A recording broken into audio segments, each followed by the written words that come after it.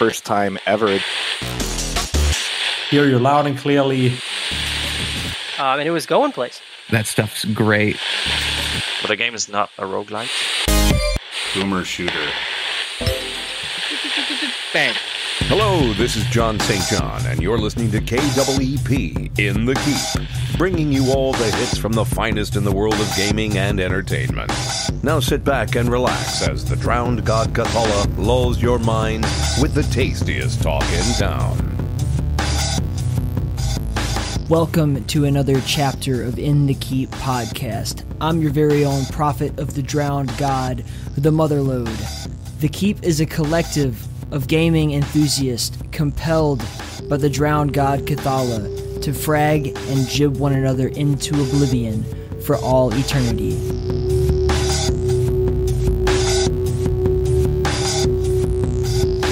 Alright, this is surreal. This is weird. I'm back. Realms Deep 2020 is a wrap. It was awesome. It was simultaneously the coolest and also the most stressful job that I've had since we've begun this whole podcasting thing, but it was an amazing ride, and I'm very grateful to Fred and to the whole team over at 3D Realms and Slipgate Ironworks, and especially the people here at the Keep who without which I could not have done this. So huge thank you specifically to Hadouken, to Vince Steele, and to Red Eyes Green Dragon for making the videos happen. This was a total pain in the ass, and I know it almost killed Hadouken and it almost killed me, but we got it done. So I'm not going to ramble on about that for too long, but I just want to say thank you to all of you. If you are someone new who joined as a result of one of those interviews that you saw at Realms Deep and are here now, welcome to the fucking gun show, baby. This is the Keep. And if this is your first true honest to goodness the Keep with no strings attached episode, I welcome you, because you are about to go on a journey with myself and with the rest of us as we delve deep into the minds and the hearts and the souls of some of the most incredibly interesting people that I have, able to uncover.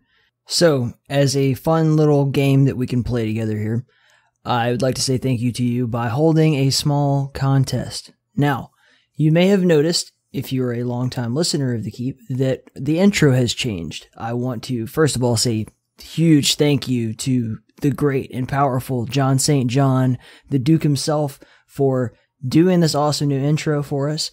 But you'll notice as the FM radio scan goes through that there are several different voices that pop up, throughout the scanning. And here's the contest. Here's the thing. Here's the gist of it.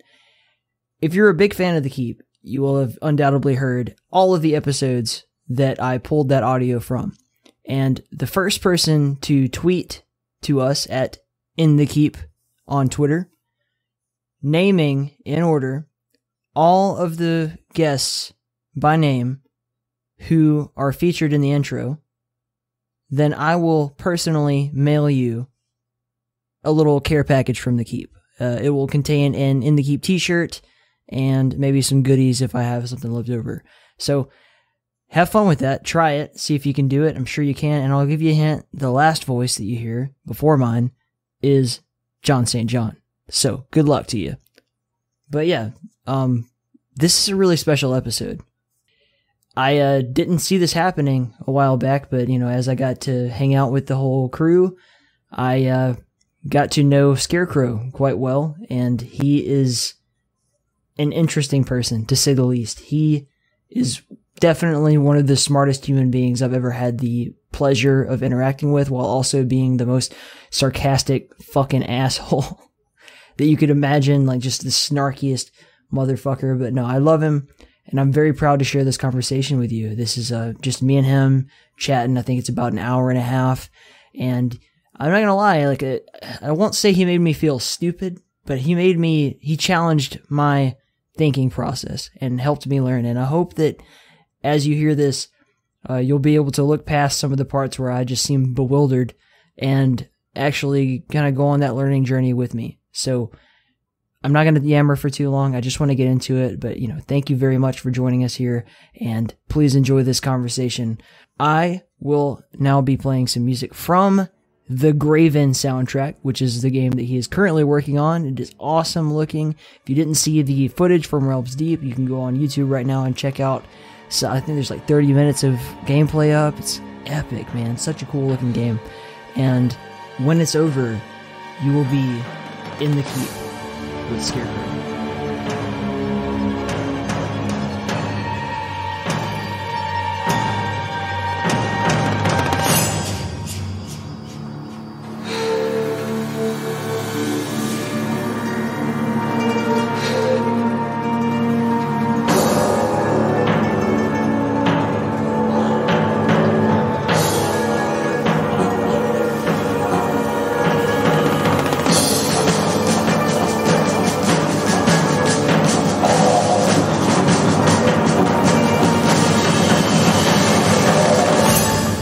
Graven started out codenamed Christ because Slipgate had the idea of a Hexen successor.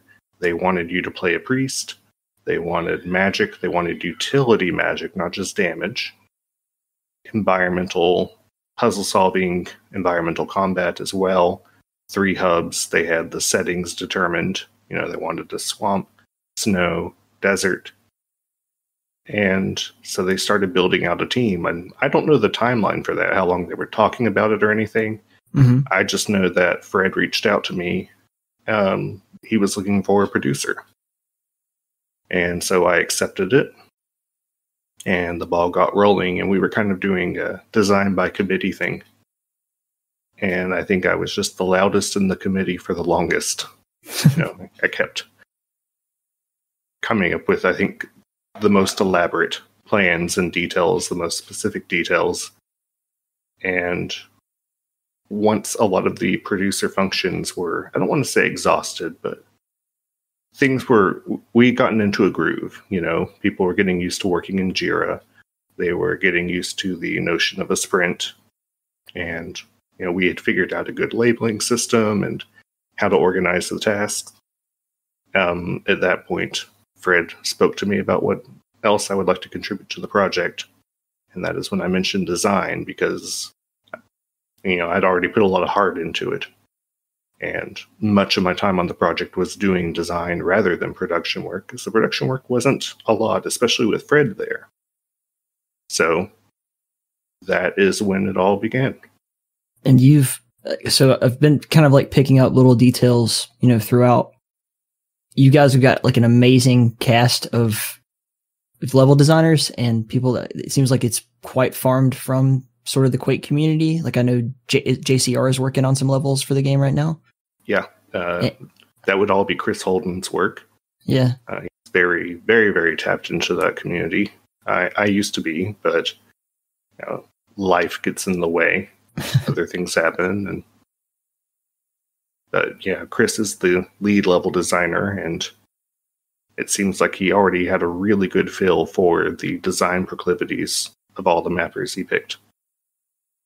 And so you guys are, if I understand this correctly, building things in Trench Broom and then somehow or another magicking them into this engine?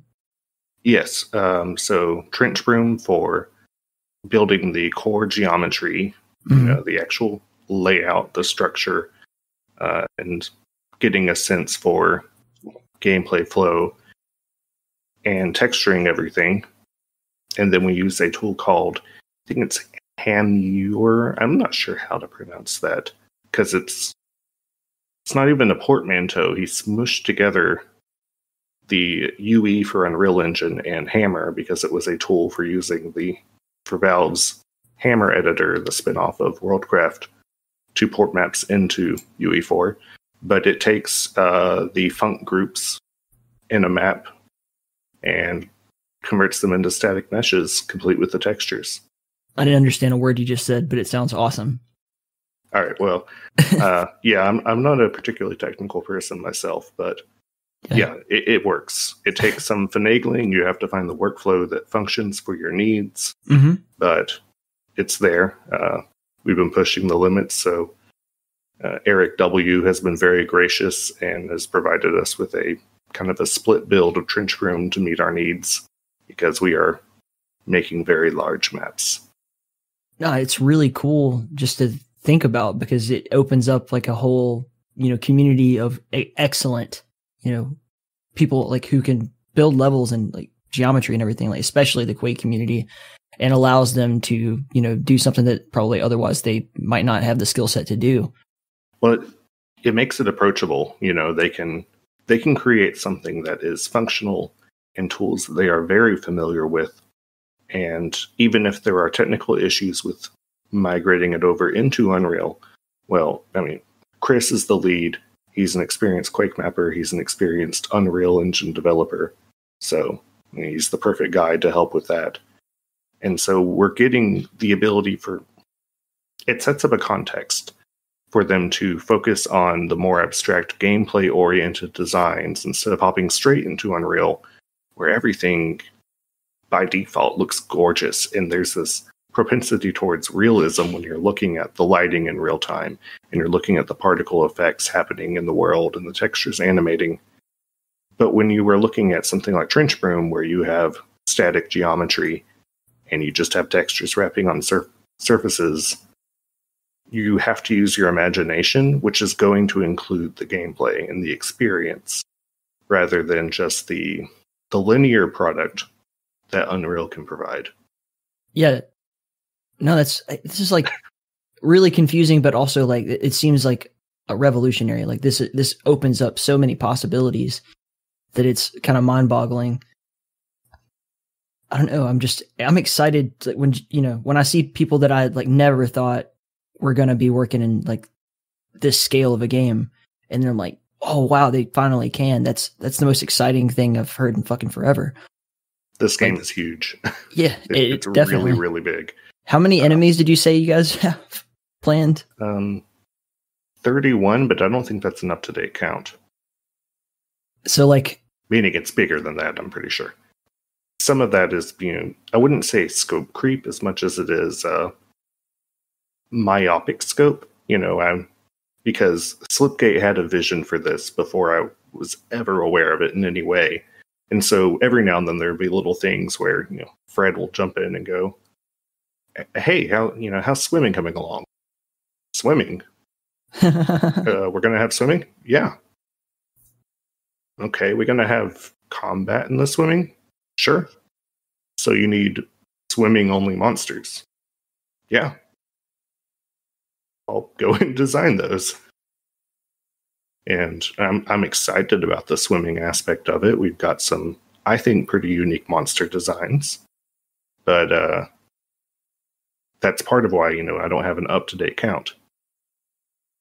At one point, I did tally those things, and I don't recall if it was before or after Fred said, well, there's going to be swimming combat. I like, in my very limited amount of working with Fred, like he's got a real gift for delegation in terms of like, hey, we need this task done. Like, what? We're doing that? Yes. Okay. Just like you said, I could actually see the conversation flowing in front of my face right now. Yeah. It's like, so that must be really like cool, but also kind of challenging to kind of have that just dropped on your plate like that when you had no plan for it. Well, it's a matter of if the plate dropping is transformative or additive. That one's additive. Mm-hmm. It's like, oh, okay, well, that's another thing to consider, and we're, level designers going to need to take that into account. Swimming routes, do we want that as another way to enter a space? How do we want to use it for secrets? Do we want to put any lore down there? How much of a part of the game is it going to be?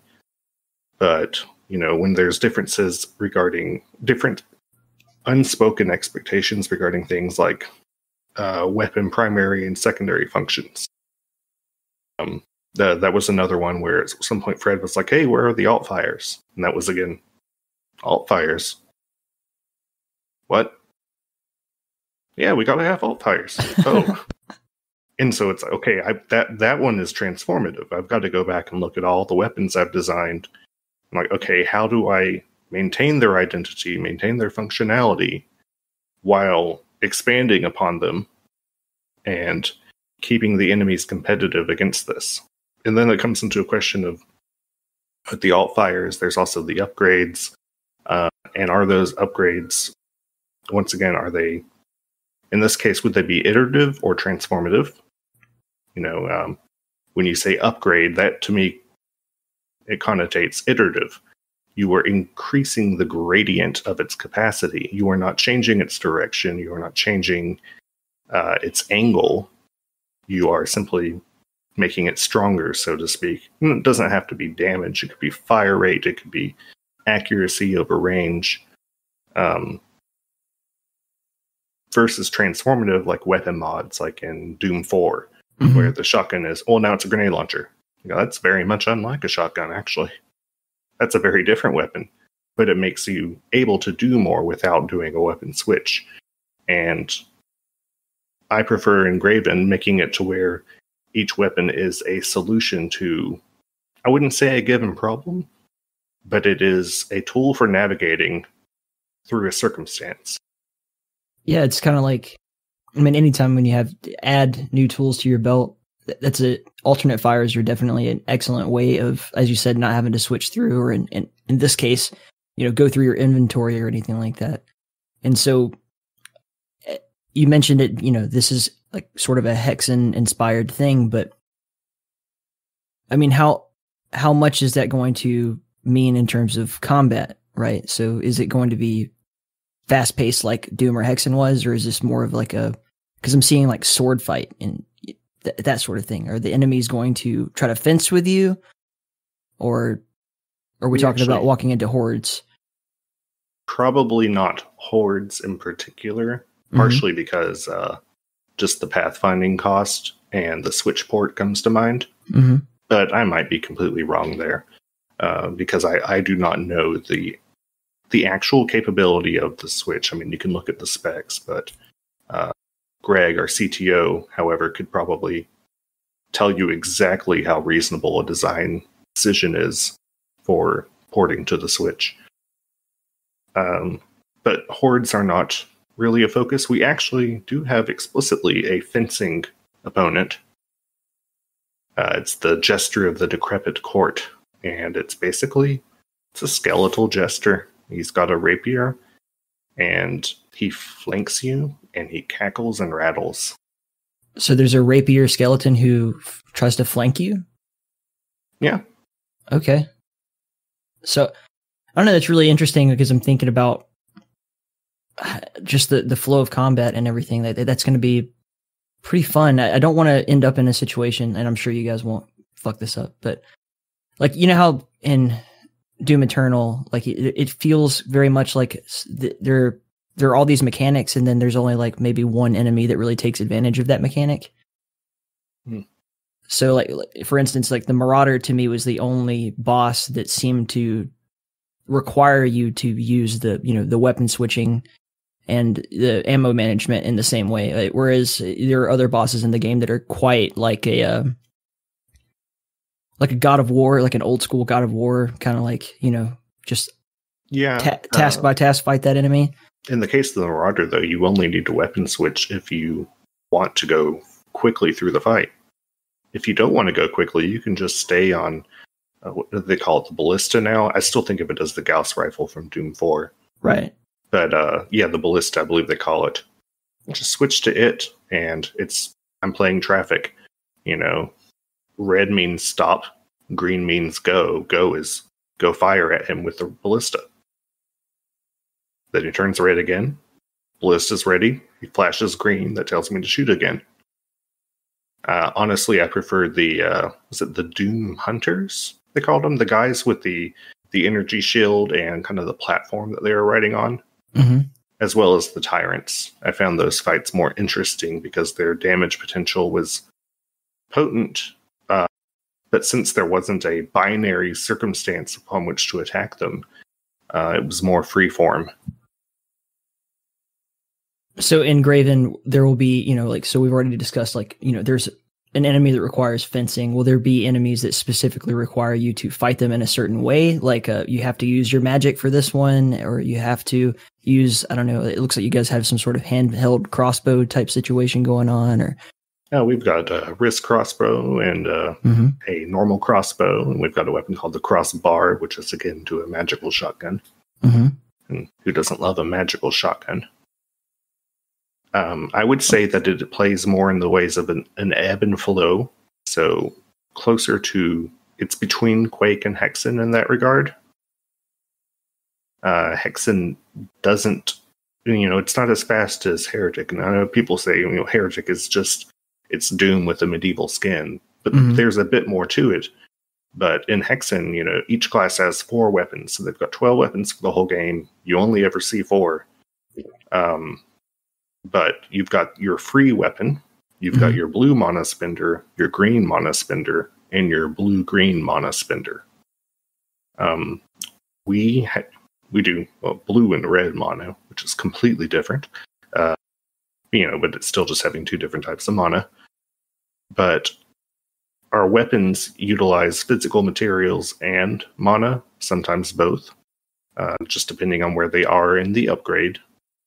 And what we want is for players to come up with their own ways to solve circumstances and to not feel that they have to fight everything, but it's going to be advantageous to, because that's going to give you some resources, but it's at a risk. And also, you're trying to quell evil. You are playing an objectively good hero.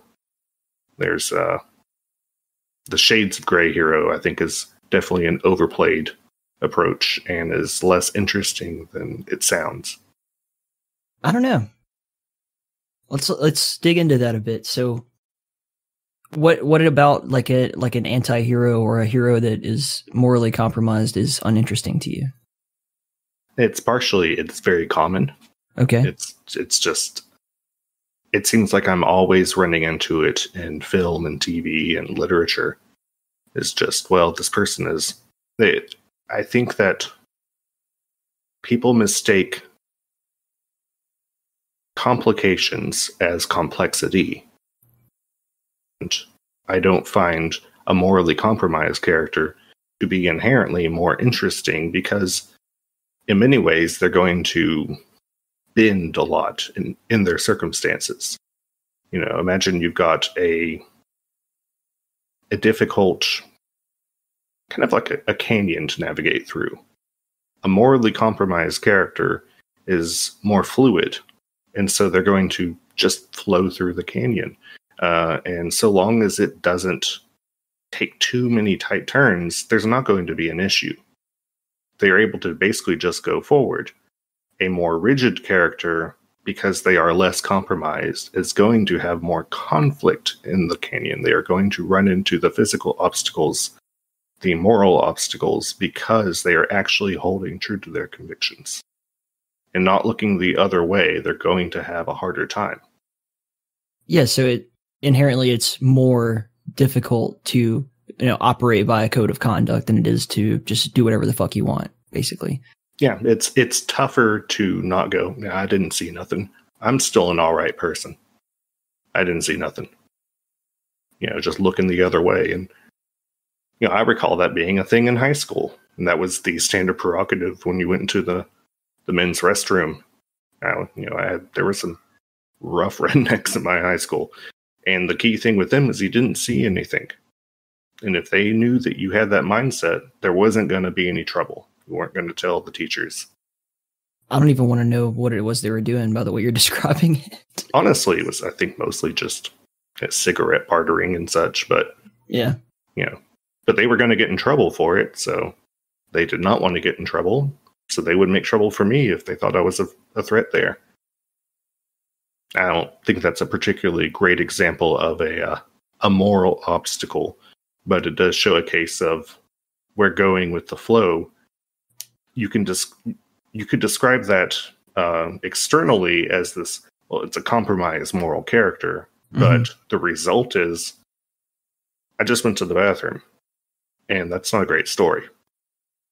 I don't know, I feel like people, in a lot of cases, sort of relate better to, a protagonist that, it feels human. So the idea is like, no one's perfect, right? So if you want to, show someone a character that they can really relate to and see themselves in, then you'd show someone who has in some way, made mistakes or is capable of making mistakes.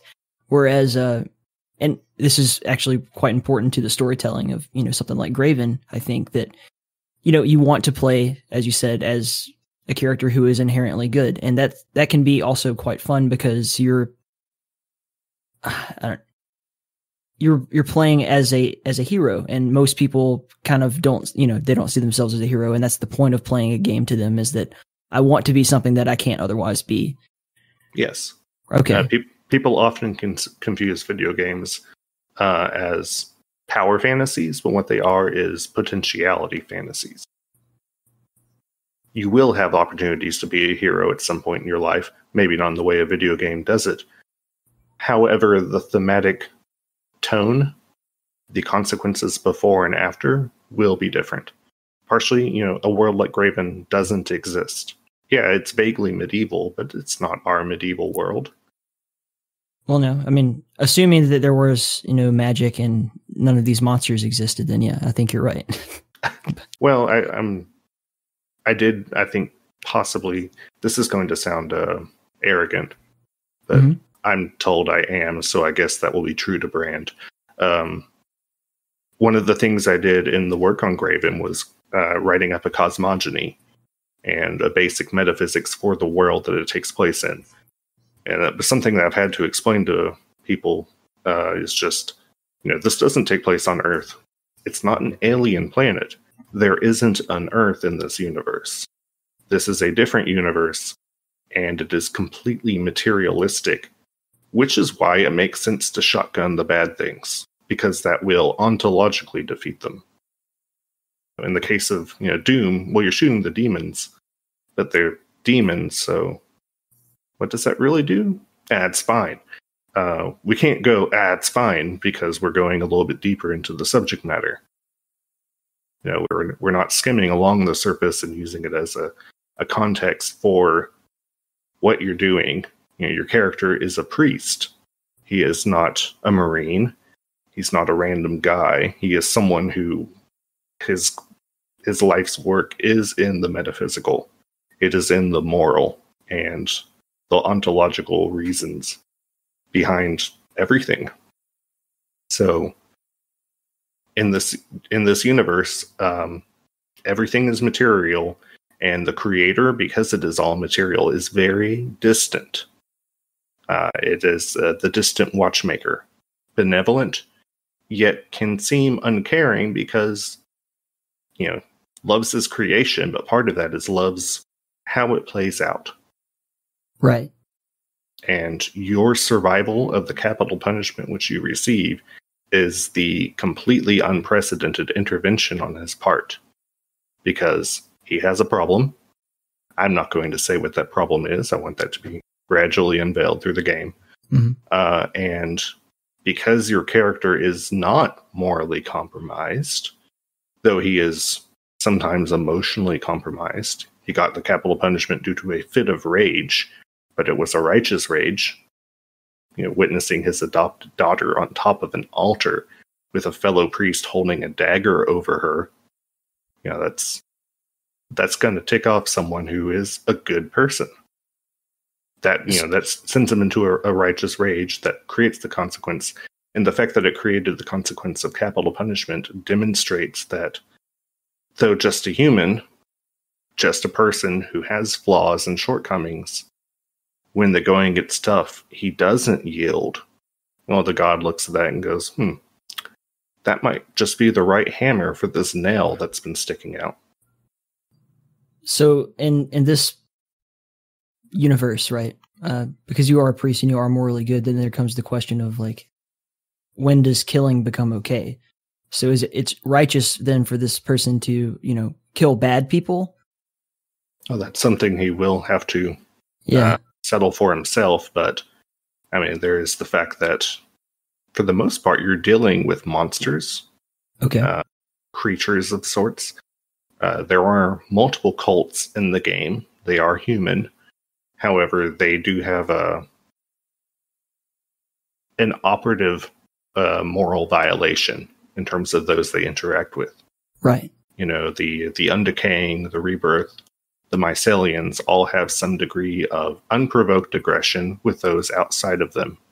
And they are happy to take advantage of the shifts in power that are going on during the story. Yeah, I find it really, it's like one of my favorite kind of ideas and topics to explore is that, you know, how morality is different for different people in different cultures. For instance, like, look at the history of like the Catholic Church. And I'm not saying that your priest is, you know, a clergyman of the Catholic Church by any stretch of the imagination, but how when, you know, the Romans brought Catholicism to Europe, and then you have all of these sort of different pagan cultures, right? So for instance, let's just talk about the Celts and I don't want to call them Vikings, heathens as they called them. You know, they have a tendency to kind of label them as like, well, they're not us, so then they are wrong. And in this case, you're the way that you explained it kind of makes perfect sense in that, you know, there will be some clear moral violation of these, you know, what we're calling cults, such that it makes it very clear that they are evil. But it's something that a lot of games kind of go into is like, well, you can just throw cult, you know, they're in a cult, and then you know, that makes them an enemy. They worship something that we don't believe in here, so that makes them an enemy. Yeah, when does cult stop being cult and become culture? Right. Yeah, that's really cool. It's not a cultural disagreement. You know, the Undecaying who bury their greatest warriors alive in peat bogs to preserve them, so as to use them in the future for great battles. That's, even within consent, that is definitely morally questionable. Take that into account, the fact that they also pilfer and loot and steal and murder from time to time with a degree of intelligence, because they don't want to bring down military action from the broader society of which you are a part. You know, those are not good people to have around. Yeah, you're really making me think harder than I intended to. This is good. No. That's what you do, man. You're one of those guys. No, I'm just thoroughly I haven't even touched the game yet, and I'm already thoroughly fascinated with like the inner politics of how it works. So you're doing a great job of selling it to me. I'm hoping you like the build up towards the reveal of the antagonist. So I'm excited about that one. It's not that I don't think it's a great antagonist, but I think that we don't get enough mystery regarding the circumstances in games. It's just, you start the game, there's the bad guy, chase him. And conveniently, he tends to get tired of running right about level 30. Man. No, that's true. Like, there's so many different, not just games, movies, whatever, where it's like, you know, from the onset, it's like you immediately know, like, okay, here's good, here's evil. Now go kill that evil. And then there's no further character development required. And sometimes there's a twist. Oh, John, right. You were the demons all along. Yeah. Yeah, I tire of that, frankly. Like, well, no, I didn't purchase this game to be the demons all along. You know, I purchased this game to be in this theme and have this relationship with the environment. One game, and I'm not even sure what lesson I could extract from this, but one game that had an interesting moment for me that wasn't ham-fisted because it wasn't my decision. My character wasn't doing this. A different character who I do not play as did it. Was actually from a Call of Duty in Modern Warfare 3. There's a situation where there's been a terrorist attack in London, and you do a mission where they track down the weapons dealer who supplied the gas that was used for it. And you fight your way up into his hideout, and you get in there, and one of the friendly NPCs, it goes into a cutscene, and you've all got gas masks on. He doesn't. and the friendly NPC pops a canister of the guy's own gas, and he's asking him questions. And, the whole deal is, you tell us what we want to know, you get a gas mask. And so there's a very obvious pressure because the gas is a natural phenomenon. It isn't the pulling of a trigger, which is someone's decision. The room is actively filling with gas. And so it creates an immediate timer, and the guy is starting to sputter, and he eventually starts giving information, and the NPC gives him a gas mask, and he's safe. And then the NPC says, "This is for the boys at," and I don't recall the name of the training facility, and then shoots him in the head. I just found that dynamic interesting. Because you could argue, well, that was an evil action, and it definitely was not morally good. But it did give them the information they needed to save more lives, and you can debate whether or not the weapons dealer here was, in terms of operative morality, was compromised already. He knew that whoever he sold this gas to was not going to use it for a good deed. But in a situation like that, like, so you're playing as the, protagonist here, and something like that happens in front of you in a cutscene. So, like, take something like Telltale, their games, right, where you have these situations where you're like timed and you have to make a decision about what you're going to do. So in this situation, from the way you're describing it, you can't intervene. Like, so you, as a moral character, you have to make a decision about what's right to do for right now. So are you going to let this happen in front of you, or do you do something about it? And that's a case of the product being a different product. Mm-hmm. Call of Duty, what they are advertising to you is a story, and then within that story, the opportunity to engage in specific types of combat. That's the simulation you get, the verisimilitude or verisimilitude, depending on how you want to pronounce it.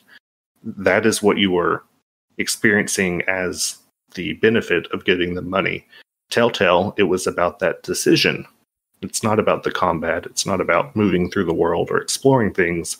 It's about facing those decisions and making them. Right. And honestly, when you look at the fidelity of any of these AAA blockbusters,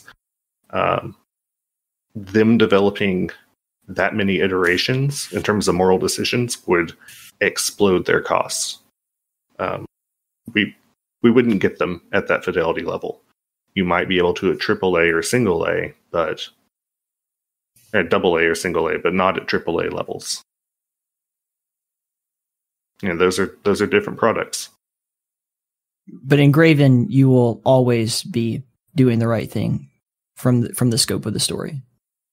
To an extent, yeah. Okay. But you're not going to a warlord's hideout, where he did an arms deal with someone who gassed people in London.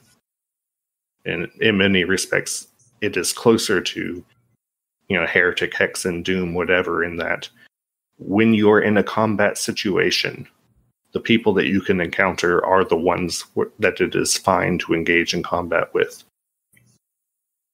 So there's not like, you're not going to be able to pull out your staff, I guess, and shoot Stephen Wadey, old man character or anything like that. You won't even have that choice. Yeah, well, he gives you the staff anyways. Yeah, okay. That's awesome, man.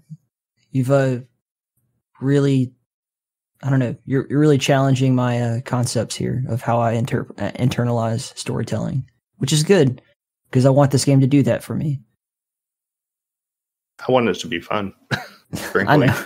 Like, it's one of those things of, these are great conversations to have, but in terms of what gets made, I am, there's a few principles I want to hit. I don't want there to be a twist to your character or to the god. I like for those to be pillars of the game. Mm-hmm. I'm more concerned with, hey, I want to have these different types of damage, and I want the armor to function like this, and the falling damage to function like this. I want to hit that sweet spot in terms of simulation and fun activity. You cannot run forever like you can in Quake. but you can run, and you can run pretty fast. And I think it feels fun right now, the current speed. Mm-hmm. You know, going out into a sprint and then jumping and crouching at the peak of your jump to clear a vertical obstacle feels good. Not the most realistic thing, but that sort of limitation isn't that fun unless you're going really into the simulation level. And at that point, you know, you're making Arma, and we're not making Arma.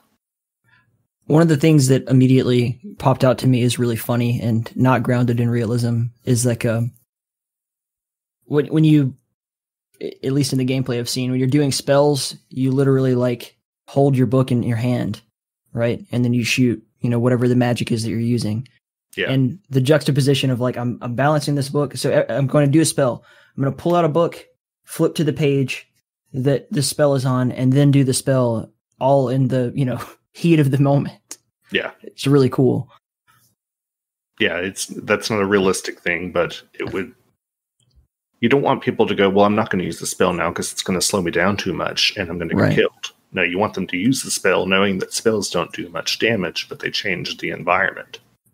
Whereas in like, you know, arcs, for instance, you have to kind of memorize the patterns in order to do the spells. And then if you want to, you know, do a spell that you don't have memorized, then you would have to like escape the combat situation, rememorize it, or, you know, you can use the storage mechanic, or you can save like, I think 2 or 3 spells and then just kind of bust them out as they go. But you can't just, you know, infinitely throw spells at people.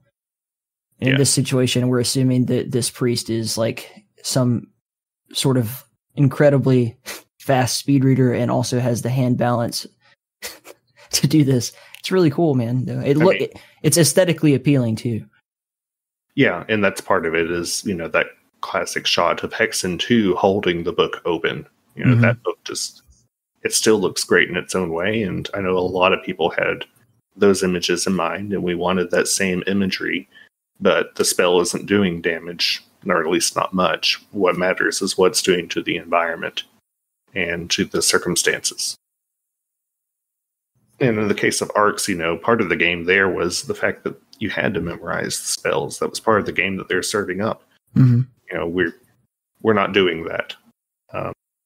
Someone else could make that game, and well, with arcs, someone has made that game. So then to get further into it, I guess, like, does this priest already kind of like walk forward, or are you going to be like picking up and learning new spells the whole time?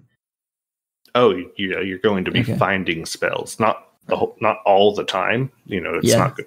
You're not going to get an avalanche of spells. There's not that many. What we focused on was making them have a broader array of functionality. For the vertical slice, we have you start with 2. You will not start with 2. You'll start with 1.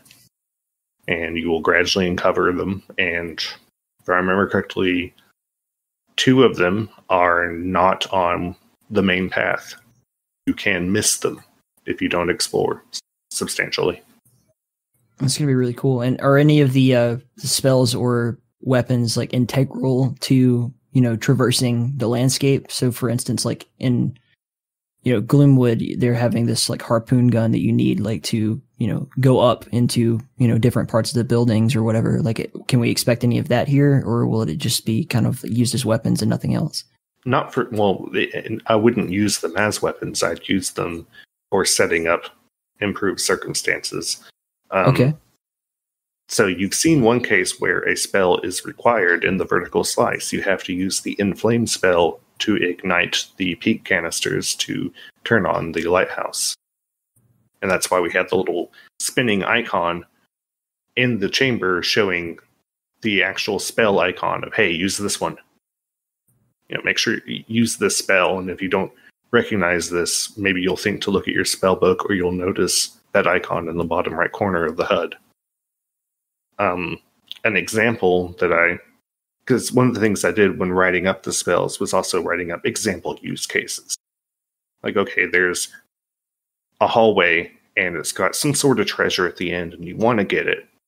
But when you get close, the ceiling does pounding crushers, like 3 of them, thump, thump, thump, and they're really fast, and you can't get through them in time. Well, there might be a retaining wall nearby, and it is reinforced. It's holding up all this rubble. and it's reinforced with iron bars.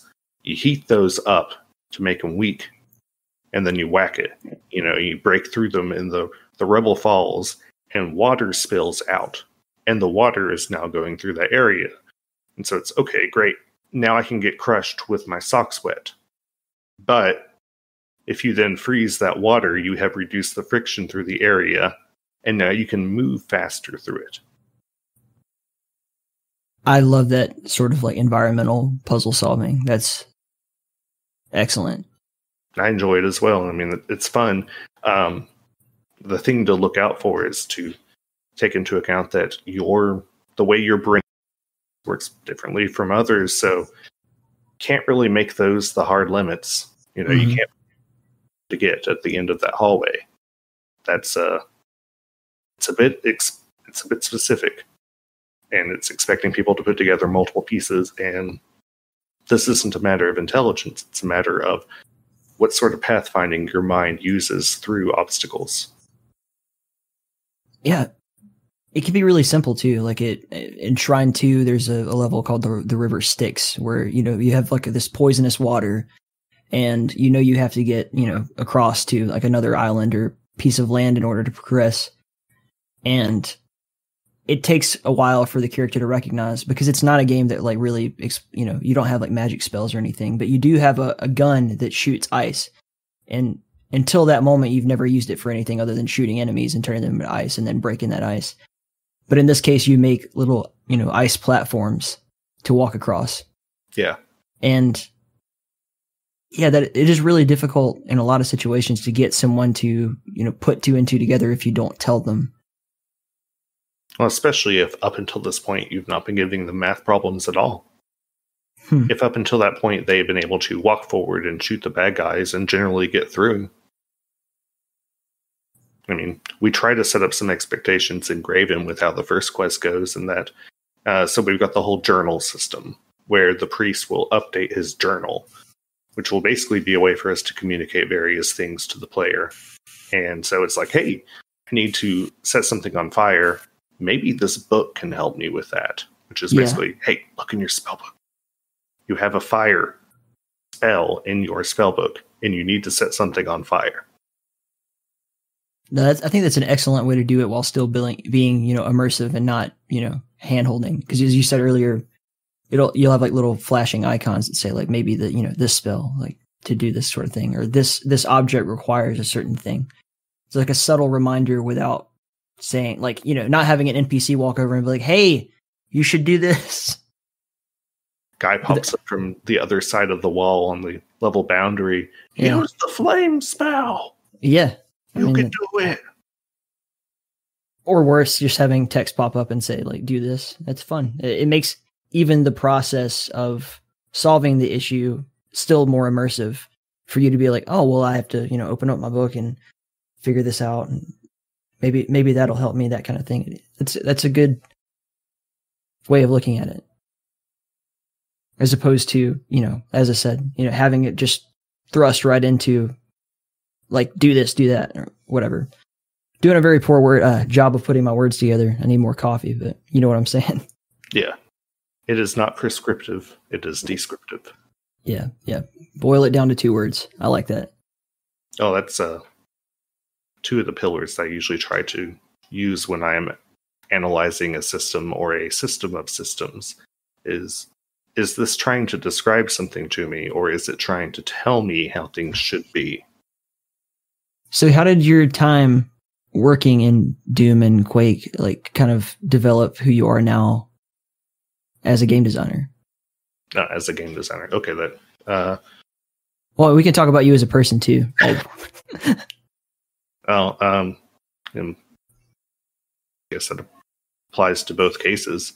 As a game designer, partially it was just encountering the cultural resistance to where people insist that even if they love Quake, they'll say Quake is Doom with polygons. Like, Quake and Doom. Yeah, they're the same game. Oh, I like games like Quake and Doom, and other games are just like that. Quake and Doom aren't the same game. And it's not even a thematic thing. They play pretty differently. Doom is, in some ways, a visualized top-down shooter that is running on a D&D rule set in terms of the mindset for how things are processed. The amount of randomization in that game, there's a lot of dice rolling, so to speak. That Revenant missile can do 20 damage or it can do 60 damage. That's a huge spectrum. Whereas in Quake, most everything is deterministic. What is random is things like the AI's decision making, within constraints, the spread shotgun pellets, whether or not the AI flinches when they take damage, and the actual value of an explosion blast radius in terms of the damage that it outputs. Otherwise, the game is very, I want to say rigid, but you click with the shotgun, you're calling fire bullets, and fire bullets is it calls that 6 times with this spread. And so you're operating within those pretty narrow confines. But regardless, the shell value, a single shell is worth 36 damage in Quake. But if you're using the super shotgun, the shell value is worth 84 damage because it fires 14. It makes 14 fire bullets instead of 6 because it's actually more than twice as powerful. But it has a wider spread. It's very determined. Okay. Sorry. No, that's stuff that the vast majority of people, including myself, would never even take into consideration. You're thinking about it on a much deeper level, whereas most people just see it as like, I shoot enemy, I have weapons, enemy reacts, I shoot him again, that kind of thing. Well, it's partially whether or not essentially the game has its clothes on. What does the game look like with its clothes off? Look at any game and imagine take a screenshot of any game. Imagine it without the skybox. Imagine it without the out-of-bounds areas. All right. Take out the set dressing that doesn't have collision. How important was that in terms of your gameplay experience, in terms of your decision-making? And people, they get focused a bit on the fact that in Quake and Doom, both, you're shooting bad guys. And yeah, they're bad guys, and you're shooting them, and you're reducing that entity's health value to 0. But the relationship is pretty different because in Quake, you're working with known knowns. And in Doom, you're working with unknown knowns. You know the max and the minimum value that an enemy's attack can do, but that is such a large spread that you cannot predict. You can guess, but you cannot predict because it is running on a fixed random number table that a lot of different systems are using. And so, though technically you could predict it with tools analyzing the game, as a player, you're not going to go, well, that Baron's projectile is going to do 52 damage this time. With Doom, it seems to me more like, especially in the more enemies are in a room, like it's a matter of not necessarily accounting on, how much damage they'll do or anything like that, but navigating around them and choosing what order to take them on. Yeah. And Part of the value there is, and it might even be a symptom of the low frame rates of machines at the time, but projectiles travel slower. And it's one of those things that I noticed with Doom 4 was all the projectiles are so fast that I could actually, they say, you got to keep moving. You stop, you're dead. And it's like, well, no. You stop and you're fine so long as you move 1 foot in the next 5 seconds. Mm-hmm. You can actually stay in place for a while in that game because the projectiles move so fast that you move out of the way just slightly because they're also perfect in their accuracy that you have completely negated it. But an imp fireball in Doom and Doom 2, it travels so slow even with perfect accuracy that it is occupying the potential world space that you can be in for a while. And you can actually run a loop around that imp and still get hit by its fireball because you ended up returning to where it was going to land. Correct, yeah. So how did that... I mean, we got the, from a level design perspective, but yeah, how does down that rabbit hole for a moment there. So I'm glad you did. Realizing that perspective difference and having those two games as an example of how many similar designs can go in different directions kind of, I don't want to say informed me, because it was more subconscious than that, but it shaped how I think about games in terms of how the same people can make similar decisions and end up with rather different results in terms of what actually happens. I mean, I don't know if I would say largely the same development team, mostly the same development team, though, between Doom and Quake.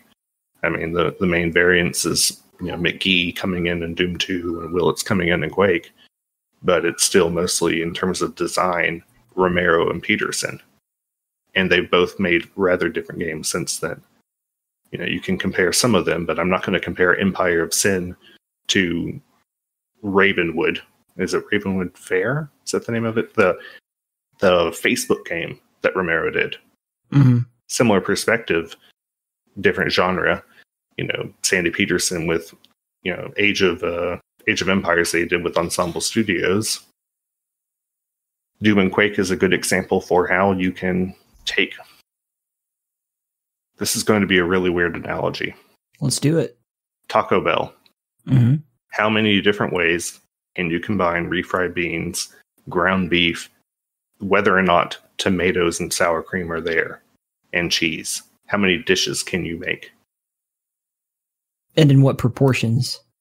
Proportions, sequence. Yeah. Yeah. I mean, it's partially in how you assemble it. We've all had the burrito where you take a bite and it goes, "Welcome to sour cream." There's nothing else here. It's just sour cream. That's a poor burrito because they made it on the wrong axis. And in that regard, I think a lot. And I don't want to say that as in I'm smart, but as in I can't help it. I can't help but look at systems in games and break them down. I see them as a complex rather than a complication, which is a complex being lots of uncomplicated things that are interacting with each other. That says a lot about you as a human being, though. Unfortunately, yes. I can see how someone might say that, like, that makes you arrogant, but it just makes you're gifted in this ability to analyze things. It certainly makes me a bit tone deaf when it comes to the appropriate context in terms of speech. And it also makes it hard for me to pass up a good dad joke. I've actually kind of been this whole time disappointed in a way that you haven't dropped any on me, but that's okay. I mean, it's people will often say it's like, "Oh, go make a pun." I'm like, you don't go and make a pun. Puns are pivots based upon the conversation that's happening. Right. The way that you are breaking this all down and analyzing it is quite different, than most people would do it. And that is your gift, and that's why you would make such an excellent, designer or developer, or however you want to put it. Anything that you chose to do, it could have been video games, it could have been creating machinery, engineering of any kind. You probably would be successful at it. It's just a matter of garnering your interest and pointing it in the right direction. Maintaining focus, really. Yeah. Attention is definitely a deficit for me in many regards. And smartphones have been the bane of my attention, for sure. At one point, my wife was actually just like, "Are you playing a game while you're playing a game?" It's like, yes. Yes, it's a loading screen, so I pulled up my phone, and now I'm playing a game on my phone while I wait for this level to load. So, what is it that you're bringing to the table with Core Decay? I don't know yet. I'm still learning the game. Mm-hmm. Yeah, I got access to Ivar's design documents. I am reading through them. I don't want to step on his vision. Right. The idea is that we are helping. We are building upon the game, making it a bigger, better game, but it's still Ivar's game. And so I want to make sure I know it well before I start going, hey, we should add a jetpack. That's actually kind of my stereotypical example of bad design, of throwing features at a wall and just gluing them together. But right now he was talking about the consumability of different aspects in the game in terms of your ammo versus your hacking materials versus your healing materials. And I was suggesting a degree of, and this was coming from an entirely outside perspective, it'd be cool if you could go to a merchant and buy exploits based upon the software that they are running. And so you're basically buying script kiddie thumb drives, but they only work for a little while. You've spent your money, but they only work for a little while because these corporations, they're going to patch their software. They'll find the exploit at some point and they'll patch it out. So you need to take advantage of it now. So as to basically make the hacking minigame from just resource consumption to something that it's an opportunity. Do you want to take it or not? This person might not be selling that thumb drive again. But when you do acquire it, you've got to use it before it's too late.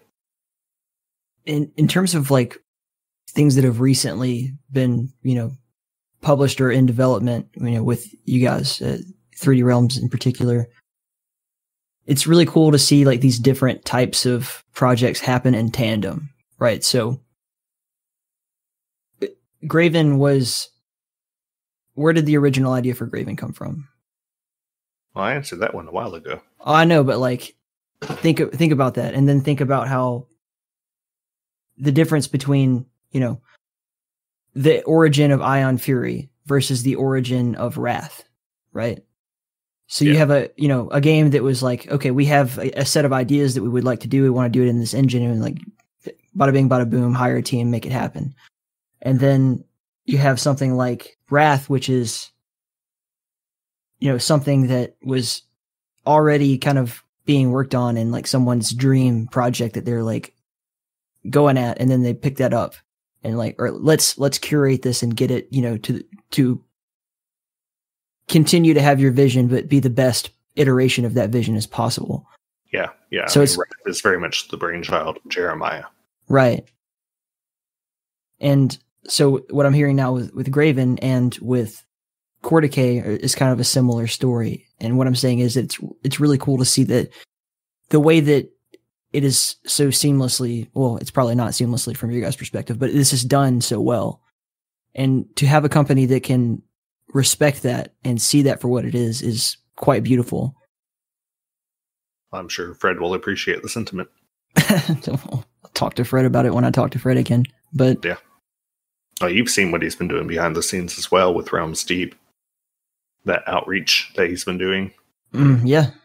It could have easily just have been, hey, we're going to show a video on a stream that should get a decent number of views. You want to do it? Okay, we did it.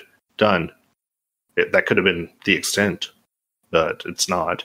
I'm not going to go into that because I don't know how much Fred would like to share, but I think it's very cool, very nice, very good what he has done in regards to those relationships. He's just like, I think very, very much like myself. I think that's why we get along so well. It's just that it's more about doing something for the sake of it being awesome and then putting, kind of like good karma out into the world and then reap the benefits later. It's not doing it for the sake of like, let's get a certain number of views or let's whatever the fuck, So do it for the sake of the art. And that's fucking awesome. I had no idea that they were going to pick up, Core Decay. I don't even know if they were looking at it before because I asked Ivar, like, hey, do you want to be involved in this thing? And then he sends in his trailer or in the background, I have no idea. And they had already been looking at that the whole time. Either way, it's fucking awesome. Yeah. I don't know when they were aware of it. I know that Fred and Dave were both aware of Core Decay and at the time Fallen Angels. Now, is it Fallen Aces or Aces Fallen? It's Fallen Aces now. Fallen Aces, yeah. They were both aware of those projects, at least during Realms Deep. I don't know if they were aware of either beforehand. So I don't know that timeline because I wouldn't say it's not been transparent. I wasn't in those conversations, so. Right. Not for me to know. But that's a long-winded way of getting back to, like, I enjoy hearing your perspective in terms of how, like, you're approaching Ivar's project differently. You're like, well, I want to preserve his idea of what his game will be. And I'm analyzing it to figure out how I can help him figure that out. Thanks. It's kind of a similar story with Wrath in that regard of just, I was aware of the project. For me, it was, it's that project that KillPixel is doing. I recall him asking for help on the Inside 3D forums way back in the day, because it's been floating around for a while. And then I found out that he had a newborn baby, and that caught my attention. It's like, well, he's got a dream, and he's got a child, and that child deserves his dad's dream to come true so he can be the best dad he can be. And I reached out to him offering my QA skills at the rate of, I want a copy of the physical box. I think that price was pretty good for them, because I was just, I want to help you with this. And that's how I came onto Fred's radar. So when you see something like that, it put on your QA goggles, like, what is the first thing that you're looking for? How do you determine like what your place is in terms of, helping them realize that vision? It's partially, it's a mixture of just asking directly, hey, what's the tone you want here? What is the experience you want the player to have? But beyond that, it's a case of what is the breadth versus what is the depth, to get a sense as to the complexity of what I'm undertaking. So as to make sure I'm not doing a completely surface level job, which can happen easily if you don't know the full scope of something. I've had projects where I was asked to do QA, but they wouldn't tell me about an entire axis worth of data points. And so I would be skimming the surface, and it can feel like you're doing a solid job, but then you did a really shallow job and you missed a lot of core issues. Sorry if you're hearing background noise from the house. That's fine. That's part of who you are. You have kids. It's okay. Those kids have volume. But just like so you as a person, right? Like, you're this deeply analytical person with your own opinions about, this, you've already said many of them, like, this is something I do like, this is something I don't like. And the idea of having your feedback on something could be really beneficial, but also like you have to measure your shots in terms of like, well, even though this game may be, going in a direction that I just don't think is good, you still have to kind of put your piece there and come to peace with that as well. Yeah. Yeah. And if I don't think I can, I can withdraw from the project. Yeah. In the case of Core Decay, one of the first things in the main document was Ivar mentioned verisimilitude, which is important to me. And so that immediately got me more excited for the project. It's like, oh, good. I don't have to sell you on that concept now. I've really unexpectedly almost learned a tremendous amount from just hearing how your mind works throughout this whole conversation, man. I don't know how to respond to that correctly. You just say thank you, and that's awesome, and I appreciate spending time with you. or not. It doesn't matter, man. I just can't thank you enough for sitting down and taking the time, and thank Jahar, for being that link of friendship between us and all that. And this was like sort of interesting, like how it all came together. Jahar is everywhere. I couldn't have imagined where, I was a year ago to what we've just accomplished, in this past week or so with Realms Deep, and the gravity of what this all really means to me. Because I didn't expect to be, interviewing the creators of GRAVEN. I didn't expect to be sitting here learning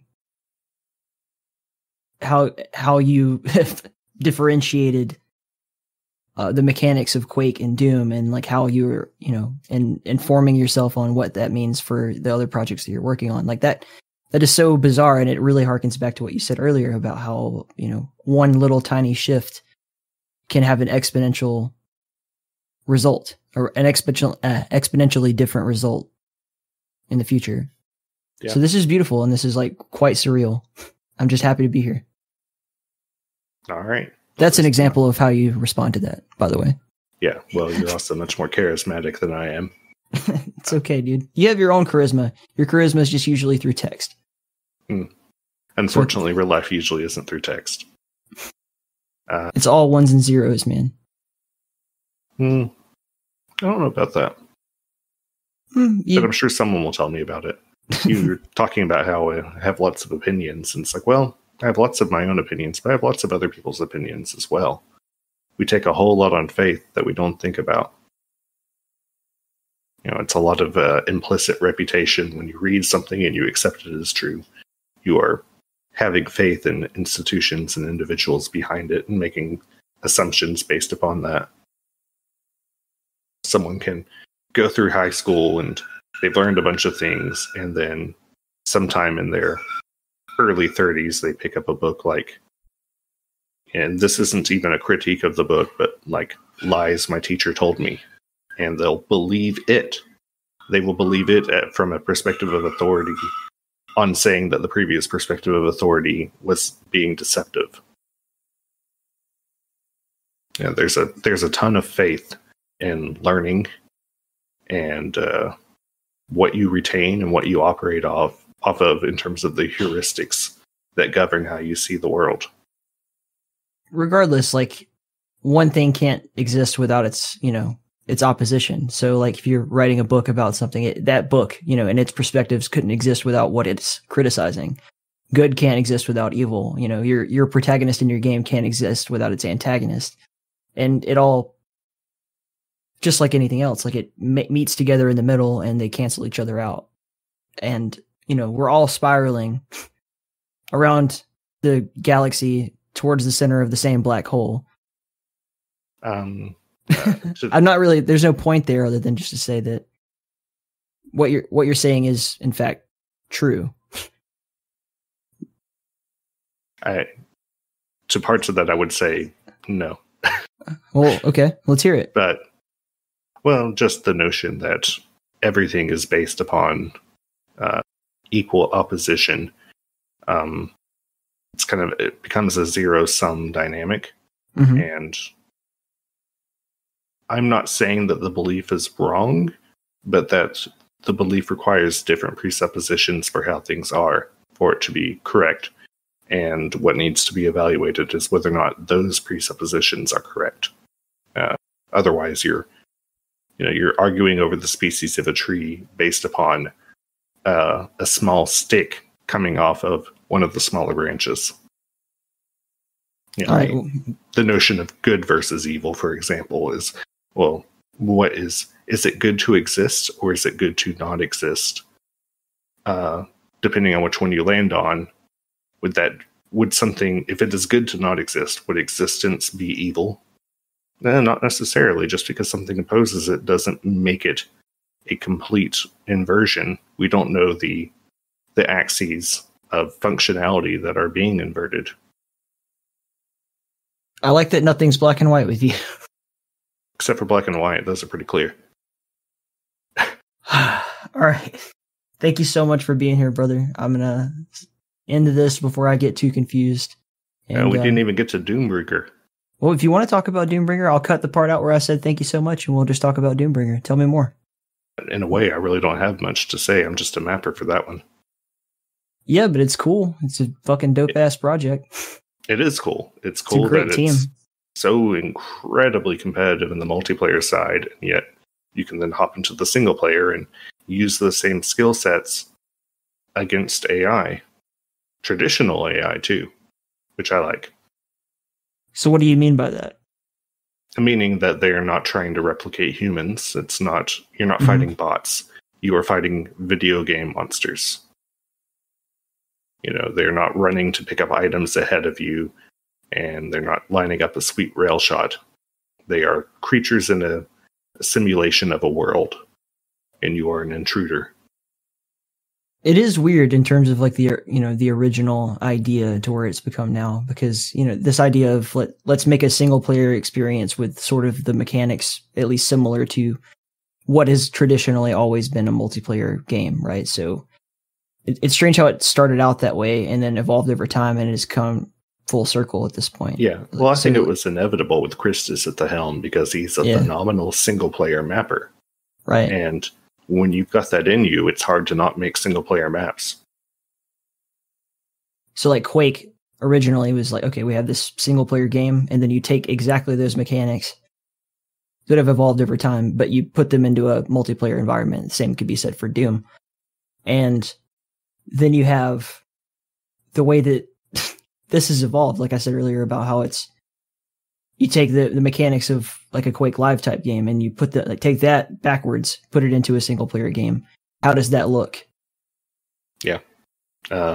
In the case of Quake, that started as this weird fantasy RPG based around, is it Mjolnir? Is that how you pronounce it?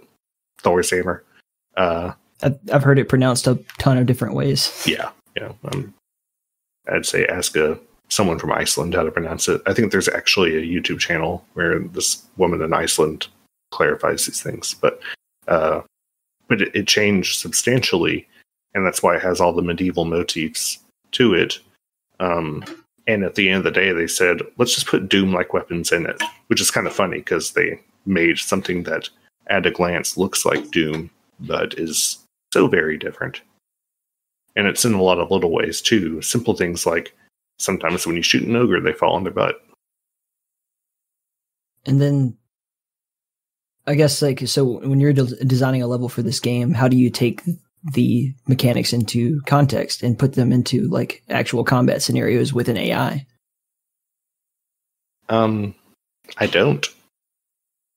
The first thing I try and do is make a level that is fun to play without combat.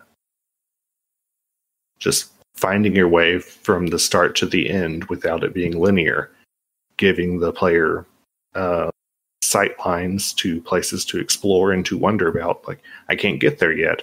I see a little bit of it. I wonder what else can be of that. I think a good single player level is fun without monsters, though. No, that's really different than you hear a lot, because a lot of people will design their levels around the combat scenarios. Like, okay, this room will be here so that you can have, this enemy and this encounter at this time. I think that you can iterate that in to a level that is already fun without enemies. You can take an existing room that's already interesting and add in a couple of pillars with some cracks in it to allow for little sight lines, so as to give you the opportunity to dodge an enemy's attack more effectively, particularly if it has some homing capability or such. It's hard to go back to make it fun in general without the combat, though, when you've already designed for the combat. When you've designed for the combat, you take away the combat, what was that room? What was the value of it? And it's not just in terms of the theme, not what did they do before it was a video game level in this space. Just why would you want to go in there? And in the case of the first level of Doombringer, which I did, there was a previous first level, but it was better as an E1M2. So I basically told Kristus, hey, I don't actually recall the exact exchange. He might have proposed this for all I know at this point. But we shifted his levels up by 1 in the count. So his E1M1 became E1M2 because he had keys and pushing buttons and such. And I was like, all right, I'm going to make an E1M1, and I'm going to make sure that you understand walking before you get into a fight. I'm going to introduce you to the weapons. I'm going to make sure you can jump across a gap. You will have the opportunity to push buttons to change the environment. You won't have to do it.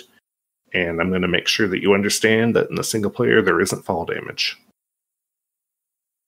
That makes a tremendous amount of sense. And something I guess we don't really think about, but yeah, designing the room before you design the combat makes it feel a lot more natural, because, as you said, why would I go in this room otherwise? If we're assuming that this room existed and that the combat just happened to take place in this room rather than...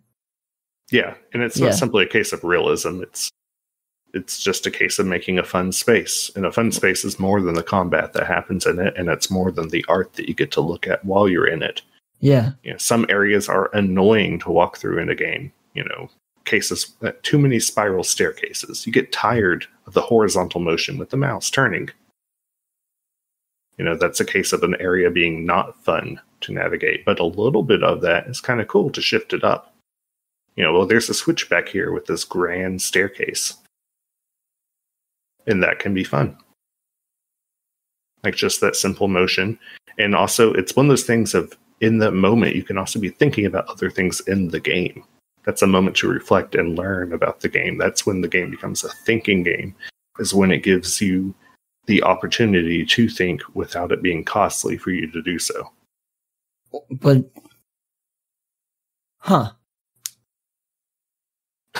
So when you explain that to Kristus, who already has this like pretty laid out idea of how he wants his game to work, how does he take that? And maybe that's a better question for him.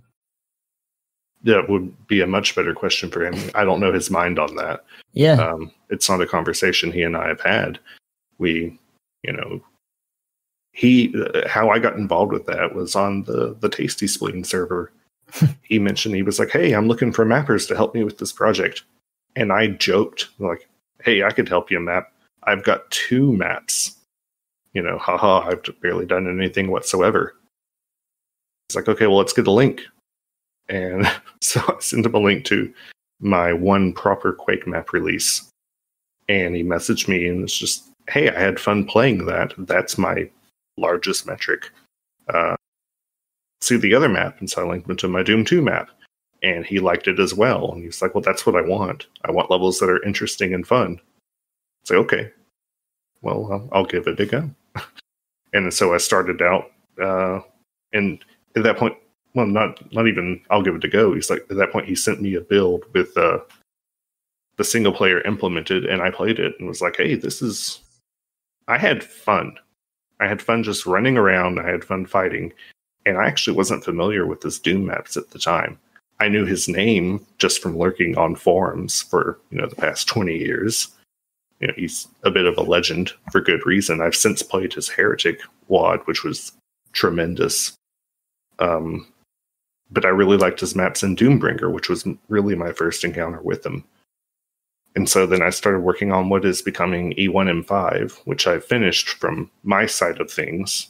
I do a layout, I do a block out, and put in entities and some rough combat and lighting.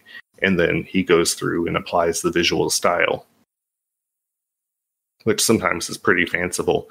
I put down a concrete slab as a bridge. And he goes into Blender and he makes a complex unfolding bridge system that brings up side railings and everything. And that's there now. That's really, I don't know, man. It's just really amazing how that marriage comes together. Because the game won't be what I originally thought it was based on what you're telling me. This is really cool information to know about how it's being designed. And it's just mind-blowing how deep you can think about it. It's a case of prioritizing level design as one of the chief virtues of a game. Yeah. And that comes at the cost of other things because, you lose a degree of simulation when you sacrifice some of the theming for the sake of gameplay. Or you lose freedom in that regard. And I'll actually go back to Call of Duty on that. It's multiplayer maps. For a long time, the Call of Duty multiplayer maps were kind of the last bastion of traditional level design. These are guys sitting in Radiant, doing gray box brush blockouts of interesting combat situations, and then they go through and then they make it match with the theme. They apply okay, this is a war-torn city, so they paint the whole thing like a war-torn city, but you will lose freedom in matching the theming and having the gameplay still work by the fact that you've got to put up some pretty arbitrary obstacles in the theme. Typically you go through there, but there's a crashed helicopter there now. They're using that as a wall. It's a more interesting wall. And how does that so what's different in your idea of that's the last bastion of traditional level design? Not that it is, but that it was. Right. And it has since recovered. And the fact that for a few years there, that was pretty much the only place where we saw traditional level design approaches, where those maps are fun to move in, and you could throw monsters into them and make them fun. You could take a layout of most Call of Duty multiplayer maps, port it over to Quake or Doom, and have a good time with it because they're made as gameplay spaces. But they wouldn't work that well in a simulation environment because they have too many restrictions, because they decided to compromise the inherent freedom that is communicated in the theming to protect the gameplay by putting in things like arbitrary burning cars. Okay. I think I'm following you now. Okay. Sorry for a winding trip. That's what I wanted. As long as you had fun in the progress without any monsters in the first place. Yeah, there were no monsters other than yourself to worry about. So yeah, that's the whole point of having these conversations, is that, hopefully myself, most importantly me, learn something from it, and then hopefully the audience finds some value in it. And this has been a tremendously valuable exploration of how design and mechanics and thought processes lead to something fun to play. That is your gift. It's part of economics. What is the exchange rate happening? What are the exchanges, and what's the scarcity of the resource being traded? It was very rare to encounter someone who can boil down fun to a formula. And I wouldn't think of it as a formula. It's more of a philosophy in a way, not to sound too artsy about it, but it's things like, what is the player feeling? And I'm not talking like, emotional NUI. Rather, things in Doombringer, the bolter does 25 damage per shot. Well, the first enemy you encounter has a bolter as well. It does 25 damage per shot. If you don't have armor, it's 4 shots to kill you. You get shot 3 times, and you get hit 1 more time and you're dead. And that's really actually not all that fun. It's not interesting. You're at 25 health. You don't feel, obviously you're at low health, but you're not cripplingly low health. You're not terrified of everything. And I suggested to Kristus to make the game harder. We actually lower the damage. 23. At 23, you get hit once, you're at 77. I'm still all right. Get hit again, 54. I'm above half. I can take it. Hit once more, 31. Things are getting a bit chancy.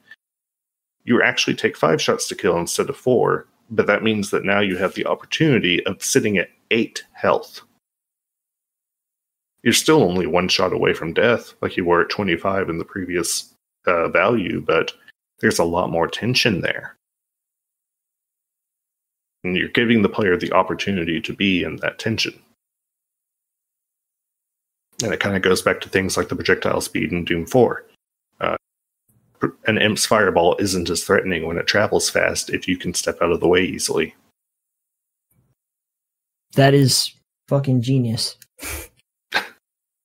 Well, I hope others feel the same. I hope people feel a nice degree of tension in Doombringer and in Graven and in Core Decay, and they get that beautiful relaxation of tension and then re-immersion into it that is so wonderful, that sine wave of experience that sometimes hits you with a saw pattern. I love it. I'm going to walk away from this conversation probably not smarter, but with a greater understanding of how that subtle of a thing can completely change it. It's kind of been the theme of the whole deal, is you've explained to me in many different ways that a little change like that can greatly affect the outcome of the project, just like a sine wave. Like pinch of thyme versus a pinch of rosemary. Or as I said, a tangential conversation. Oh yeah. Oh, I love tangents. I am going to go see what my wife wanted, and I will say now thank you again. I don't know how many times I'm going to have said thank you, but I'll edit some out if it sounds too much like a ass kiss. Well, thank you. Take care, Thanks brother. for having me on. Anytime.